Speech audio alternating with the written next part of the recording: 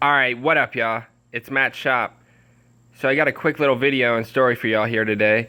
You can see I got my tiller out in front of me right here. And this is a Troy built horse. It's a PTO model. I'll show you what that means here on the tiller in a second. But yeah, this is an awesome tiller. But I got a slight problem. I was tilling up a spot trying to get more plants in the ground. And I was working it pretty hard the day before. But you know, I wasn't even pushing it that bad the day this happened. But you can see when we pull the cord, we got nothing. And I'm not too happy about this, obviously. Maybe the connecting rod broke. Maybe a valve got bent or broke or something. I don't think the crankshaft broke. What happened was I was tilling up the spot, basically done for the day, and I was just trying to, you know, till up the spot and just fluff the soil up, and then I was done. Like, I wasn't even breaking really hard clay or anything, and it went like a backfire is what it sounded like. And then it went do do do do do do do do, and it died. And it hasn't run since then. And it's not going to because there's zero compression, obviously, so something broke. But you can hear the valves going dit dit dit dit dit, pew, pew, pew, pew. And I can smell the gas, and it's sucking the gas down in there. So I don't know, because you know, I don't know what broke. Something broke, and I'm gonna have to rip this whole thing apart and take it out of here to see what's broken. And you can see, I have a video, I have a bunch of videos of me restoring this thing. What I did was I bought it cheap off of Craigslist, and I restored it, and I have all the videos. I just got to edit them and put them up here. But yeah, this is a awesome tiller. It's an awesome tiller. It's one of the best tillers ever made, honestly. But I'll make a whole separate video on that. But you can see it's got 4 bolts right here down in there, 1, 2, and then 2 on the bottom. So I got to take that off, and it has a little eyelet right here where I can hang it and pull it off, and get to disconnect all the linkages and wires. I've gone through this thing. I painted the whole thing. I've taken it all apart and, you know, restored it, but because it was in bad shape before. And if I ever get around to editing those videos, y'all will see that. But I want to know what y'all think in the comments down below. What do y'all think broke? You know, when we pull on the pull cord, it's obviously the crankshaft's still good because it spins, right? So hopefully I'll get off easy. This is a 7 horsepower IC. It's supposed to be the what does that stand for? Commercial grade, whatever. You know, back in the day, in the mid 90s, early to mid 90s, supposed to be like one of the better Briggs and Stratton motors, meant for like industrial commercial. That's what that stands for.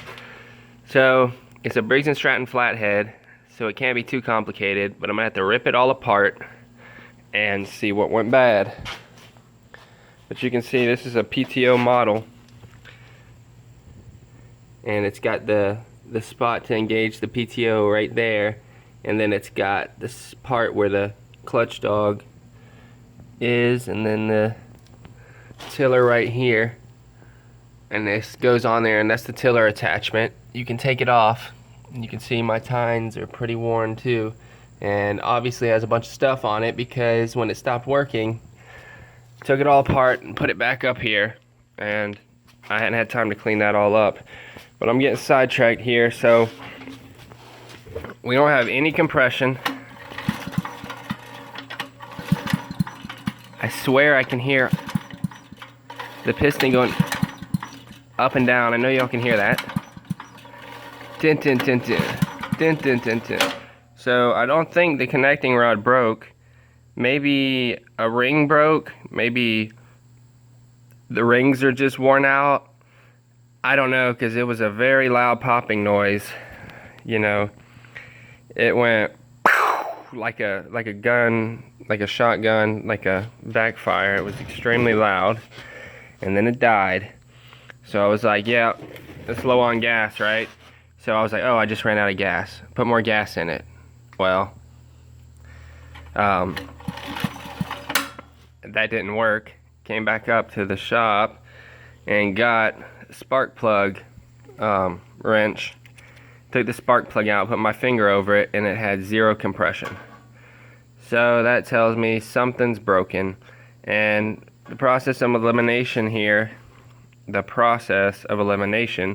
is crankshaft's good. I can hear the piston going up and down. So the connecting rod didn't break. A wrist pin probably didn't break because I can hear the piston going up and down. I think it has something to do with the valves. You know, I'm not an expert in these Briggs and Stratton motors, but you know, they're simple and the parts are cheap. But this thing is getting old. The carb body is a very weird design. It's a 2-part carb and very, very strange design. It's old school, and the 2 halves warp, right? And then it leaks, and then you gotta like double up on gaskets or like put some gasket maker or something on there. And a brand new carb that isn't a Chinese carb is like, you know, $100-something, and I can go and get a Harbor Freight Predator motor and put it on here, which I really don't want to do because this is all made in USA. This is old school stuff, and I really don't want to put a Chinese motor on here. But you know, if it comes down to it, what I'm probably going to end up having to do is get a Honda motor, and that way it'll still be red. Get a Honda motor and swap it out. But yeah, I'm not too happy about this. Luckily this happened at the end of my growing season. You know, once everything was basically in the ground and I didn't really need it anymore. There's always some spot you could till up and, you know, put more stuff, but for now she's dead. So I'll make a whole video on this whole thing, you know, describing, you know, why this is better than other tillers and all that stuff. That's not what this video is about. Alright, y'all. Thanks for watching. Let me know in the comments what y'all think I broke on this thing. And don't forget to check the links in the description, because I'll link y'all up to some compression testers on Amazon. They got a bunch of good ones on there. Because, you know, if you ever have a problem like this, you're going to want a compression tester to make sure you figure out the problem. And, you know, if it's new rings or whatever, you're going to want a compression tester to make sure everything's good. So don't forget to look out for those links in the description.